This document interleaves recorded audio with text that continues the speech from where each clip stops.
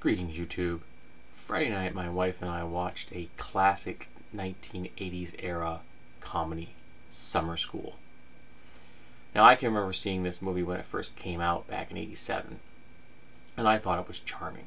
And I believe I've seen it. I saw it a few times when it was on a cable network back when I had premium channels.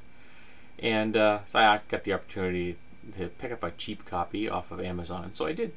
And I have to say, one of the things that surprised me with watching this Friday night a few days ago was how much it wasn't dated. A lot of the scenes didn't feel out of place from today. I was really taken aback by that. The hair wasn't horrible. The costuming didn't look that out of place. I mean, the main character, played by Mark Harmon, was wearing a Hawaiian t-shirt most of the, I mean, a Hawaiian shirt most of the time, so they haven't changed much than the last 70 years. And I was quite pleased to see how well it aged. Now, for those who haven't seen it, this is the story of Mark Harmon's character, Mr. Shoop, who is a gym teacher. He's a gym teacher because he likes jobs that don't take a lot of effort, and he gets his summers off. And that's why he does it. He has no real investment of any kind in his students.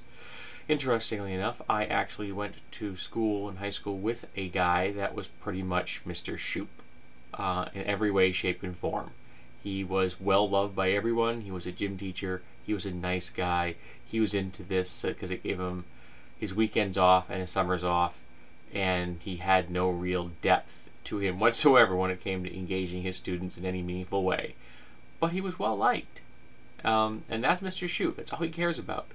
Until he is handed the task of teaching a group of remedial English students how to pass a test over the summer. Hence the name, Summer School.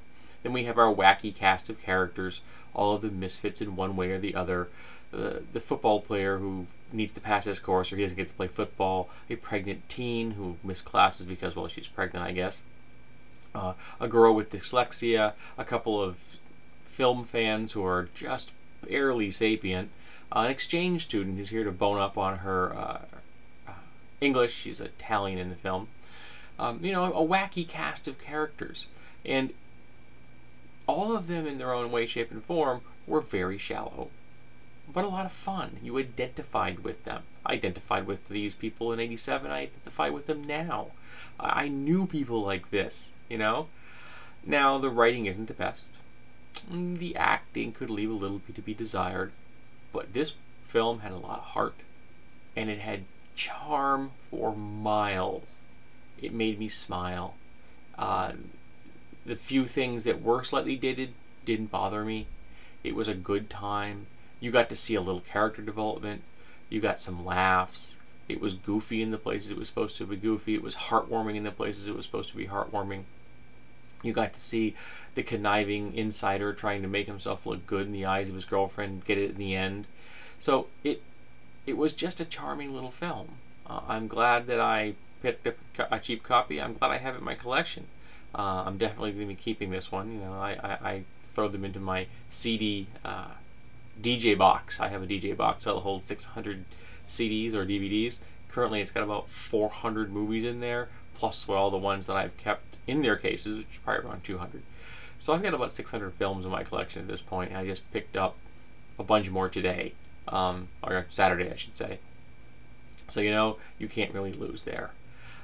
So again, if you like comedies, if you like the kind of charming PG-13 style light entertainment that was produced in the 80s, this is definitely going to be a film you're going to want to watch. And this is a film that's going to make a lot of people be surprised because this is back when Kirstie Alley was hot. People don't remember that probably. She's made a name for herself being the large woman in that has yo-yoing weight and has been very grumpy in the last couple of decades with reason. But there was a time when she was a hot property, and this film shows it off. And it was quite pleasant to see her acting as an actress as opposed to a caricature of who eventually she became. So I enjoyed Summer School. I hope you do too.